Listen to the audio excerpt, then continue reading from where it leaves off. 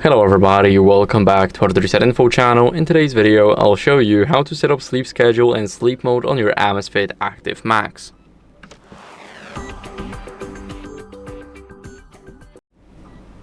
So first, what you guys want to do is go over and go to the sleep app. Here in the sleep app, you guys want to scroll down until you see more. Here, go to settings. And here you have a sleep schedule. Here you guys can see days active, when you wake up, and what's your bedtime.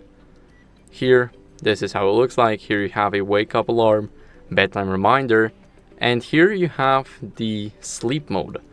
So as you guys can see, it will be automatically enabled during the sleep schedule period, and you guys can disable it or enable it just by tapping on the switch.